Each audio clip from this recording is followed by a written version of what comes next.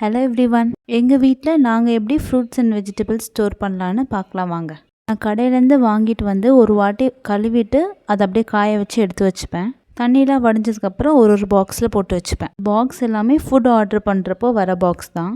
அதை நான் அப்படியே ரீயூஸ் பண்ணிக்கிறேன். வெண்டைக்காய், கேரட், பீன்ஸ் எல்லாம் ஒரு பாக்ஸில் போட்டு வச்சாலே மோர் தென் 1 வீக்கு கெடாமல் இருக்கும். நான் யூஸ்வலாக நிறைய காய் வாங்கி ஸ்டோர் பண்ணி வைக்க மாட்டேன், அப்பப்போ தான் வாங்கிப்பேன். கேரட் போட்டுட்டு நிறைய இடம் இருந்தனால அதில் கொஞ்சம் பச்சை மிளகா போட்டு ஸ்டோர் பண்ணிக்கிறேன். காயில் தண்ணி இல்லாமல் ட்ரையாக இருந்தாவே காய் சீக்கிரம் கெடாது. ஸோ ஸ்டோர் பண்ணுறப்போ தண்ணி இல்லாமல் பார்த்துக்கோங்க.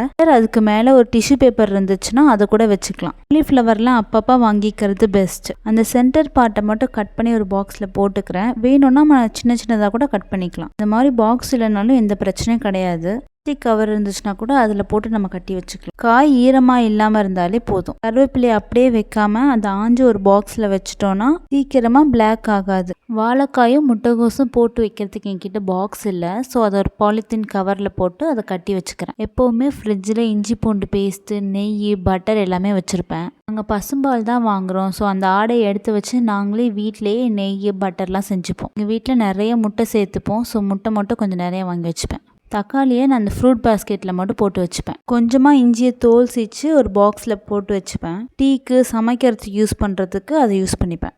இது இருக்க இஞ்சியை பாலித்தீன் கவரில் கட்டி வச்சுட்டு இஞ்சி பூண்டு பேஸ்ட் அரைக்கிறப்போ யூஸ் பண்ணிப்பேன். இன்றைக்கி நான் லெமன் வாங்கலை. ஒரு வேளை வாங்கினேன்னா ஒரு பாக்ஸில் லெமன் முழுக்கிற அளவுக்கு தண்ணி வச்சு அதை மூடி வச்சுருவேன். அப்படி ஸ்டோர் பண்ணால் லெமன் சீக்கிரம் கெடாது. ஃப்ரூட்ஸுமே கொஞ்சம் கொஞ்சமாக வாங்கிக்கிறது நல்லது.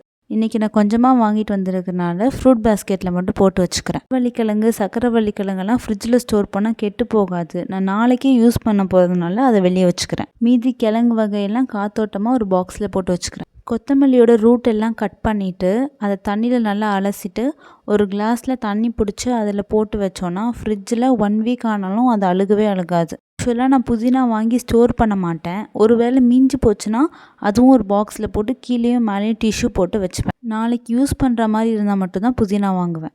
ஜாம், காஃபி பவுடர், சாஸ் எல்லாம் நான் ஃப்ரிட்ஜில் தான் ஸ்டோர் பண்ணி வச்சுப்பேன்.